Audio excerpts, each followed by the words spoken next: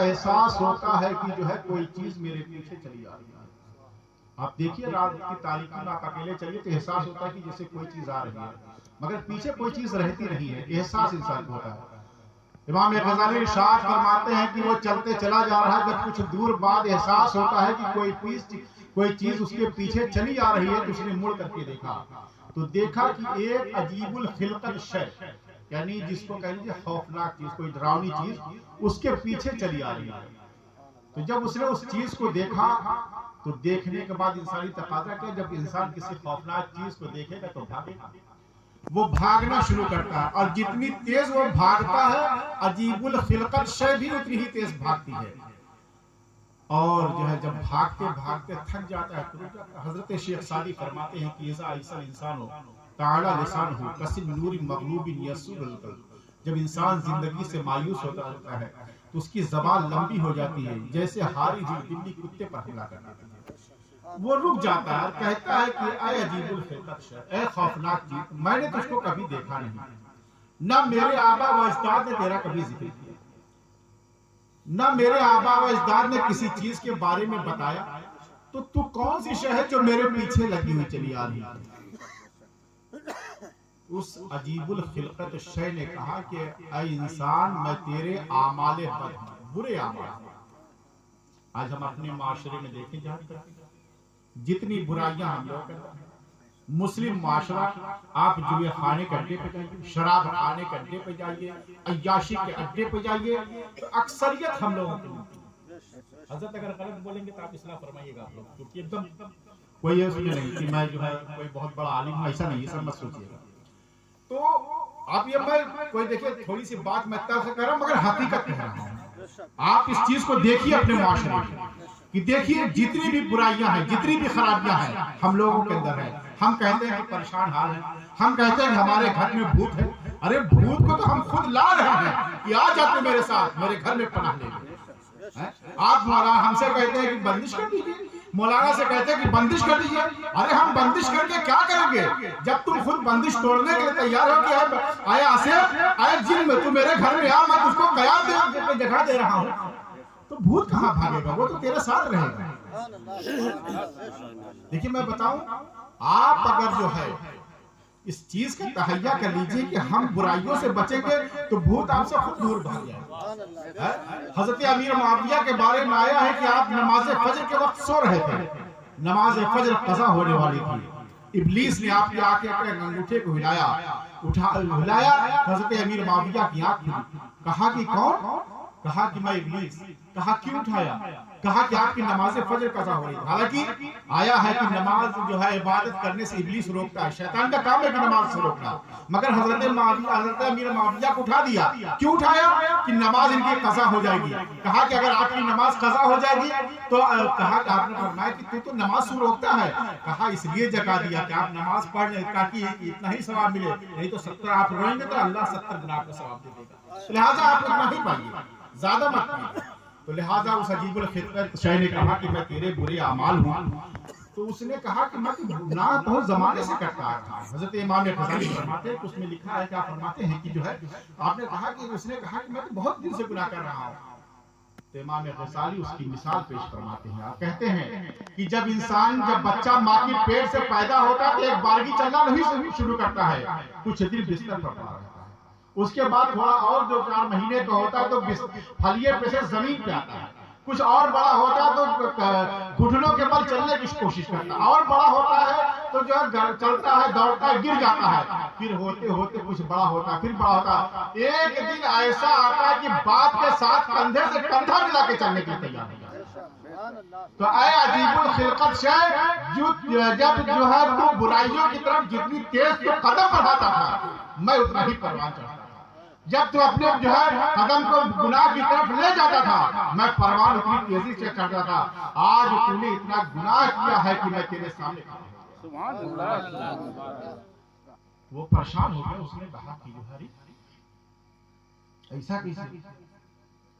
تو اس نے کہا کہ اچھا بتاؤ, جب تم کو اتنا معلوم ہے تو تم کو تو یہ بھی معلوم ہوگا کہ تم سے چھٹکارا کیسے پایا جا سکتا ہے. تو اس نے کہا کہ مجھ سے چھٹکارا لے کے کیا کرنا. اگر مثال کے طور پر میں تم کو چھٹکارا دے دوں تو پھر کل تم پھر گناہ کرو گے، پھر کوئی دوسری جو ہے عجیب شے آ کے جائے گی۔ تو اس نے جو کہا تھا، کہا کہ قسم اس پروردگار کی جس کے قبضے میں میری جان ہے، میں وعدہ کرتا ہوں کہ آج کے بعد میں گناہ نہیں کروں گا مگر تم اس چیز کو بتا دو کہ تم سے چھٹکارا پایا جائے گا۔ تو کہا کہ اپنے آقا پر درود پڑھو، میں تم سے دور سبحان اللہ سبحان اللہ۔ بلند آواز سے درود پاک پڑھو، اللہم صلی علی سیدنا محمد وعلی آل سیدنا محمد وبارک وسلم، صلاۃ و سلام علیک یا رسول اللہ صلی اللہ علیہ وسلم۔ میں نے آیت مقدسہ جو پڑھی ہے، علماء بیٹھے ہوں گے سوچتے ہوں گے کہ یہ موضوع نہیں ہے، مگر میں نے اس لیے پڑھی ہے کہ جو ہے آپ آیا ہے کہ جو ہے رب اغفر لی، کہ اللہ مجھ کے بخش دے، ولی والدین اور میرے والدین کو، ولمن دخل بیتی مومنا، اور جو میرے گھر میں مرد اور عورت داخل ہوئے ان کو تو بخش دے۔ اس لیے میں نے اس آیت کو پڑھا ہے کہ دیکھیے نیک عمل کیجئے گا، میں نے اسی مقصد سے اس آیت کریمہ کو پڑھا ہے کہ نیک عمل کیجئے تاکہ آپ کی زندگی کامیاب ہو۔ اور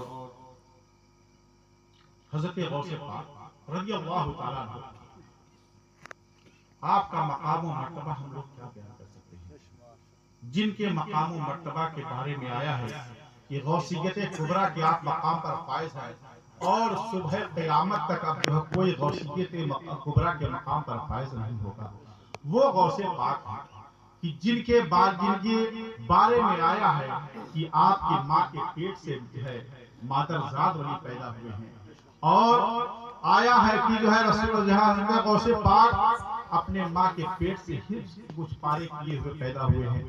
وہ غوث پاک جن کے بارے میں آیا ہے کہ جو ہے بڑے بڑے اس زمانے کے اولیاء کرام نے اپنی گردنوں کو جو ہے جھکایا ہے، جب آپ نے فرمایا تھا کہ قدمی حاضری علی رقبت کل ولی اللہ، کہ میرا یہ قدم تمام اولیاء کی گردن پر، اس زمانے کے جتنے اولیاء تھے سب نے گردنیں جھکائی ہے۔ اور حضرت غریب نواز خراسان کے جنگل میں تھے تو آپ نے فرمایا تھا کہ لا بل انا عینی و راسی، نہیں بلکہ آپ کا قدم مبارک میرے سر پر۔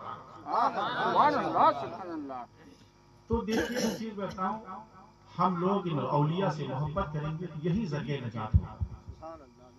میں نے کل بھی جو ہے تقریر میں نے کہا تھا کہ جو ہے حدیث پاک میں نے بیان کی کہ اللہ کے رسول صلی اللہ علیہ وسلم نے صحابہ سے فرمایا کہ میرے صحابہ تم میں سب سے مخلص کون ہے؟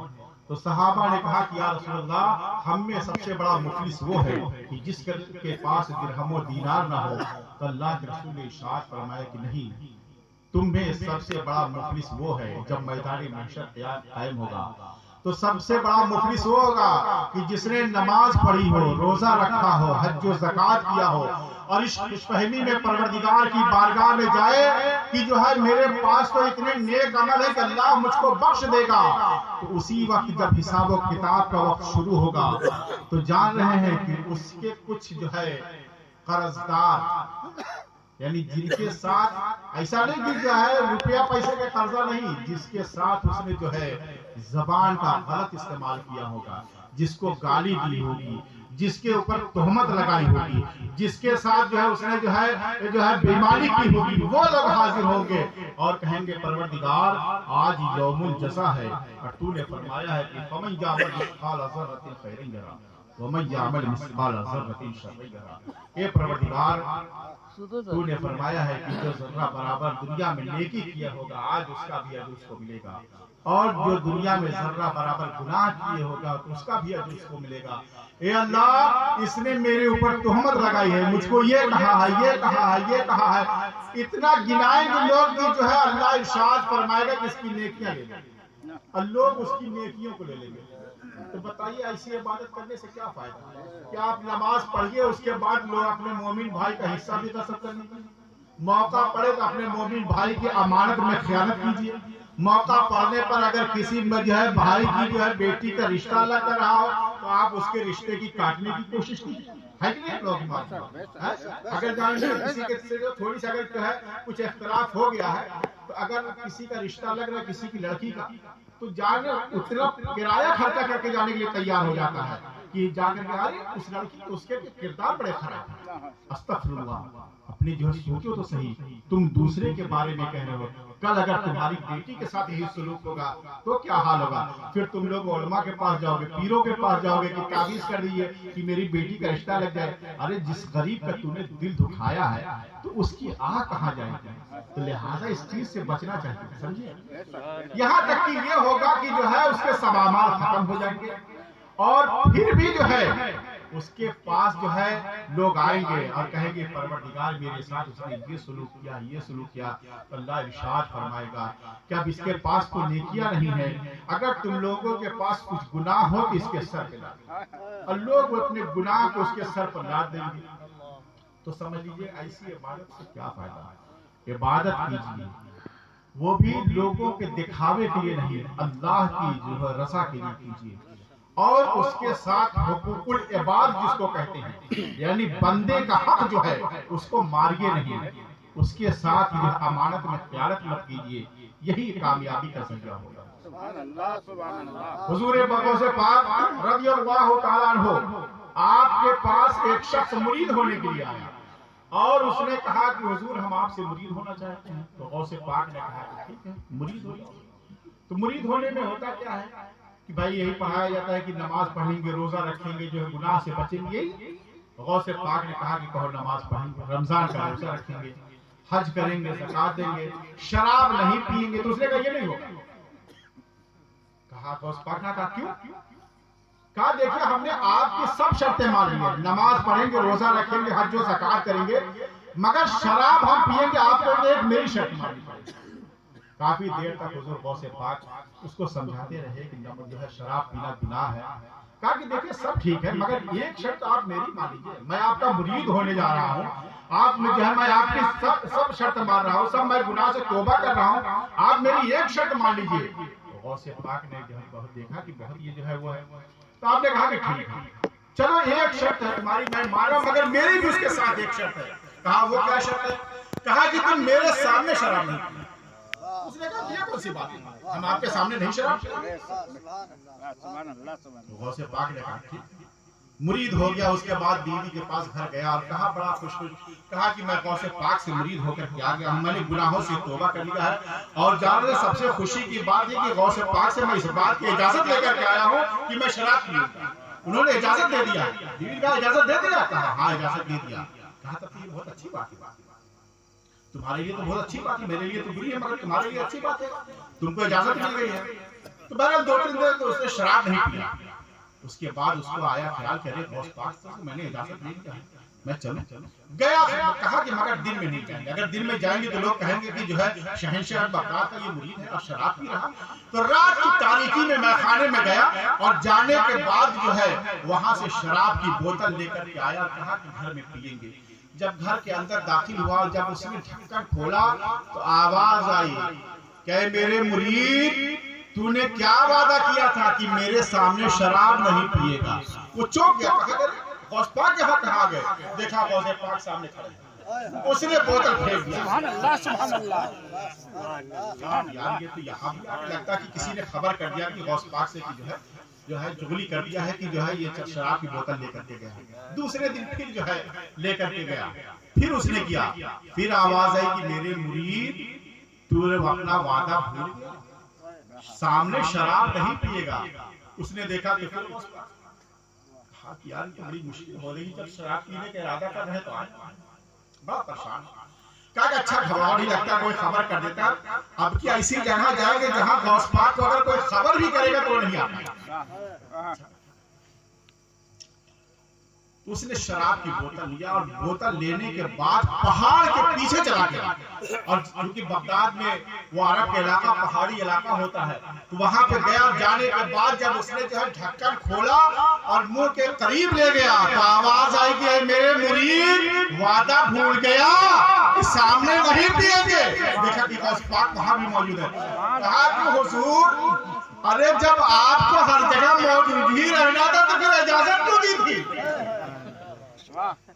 یہ تو آپ نے بتایا ہی نہیں تھا کہ ہر جگہ میں موجود رہوں گا. और ये जो है ये उलमा से पूछिए, गौसे पाक एक वक्त में 17 जगहों पर मौजूद रहते थे। ये तो मेरे गौस का कमाल है, उनके मर्तबा का क्या पूछना।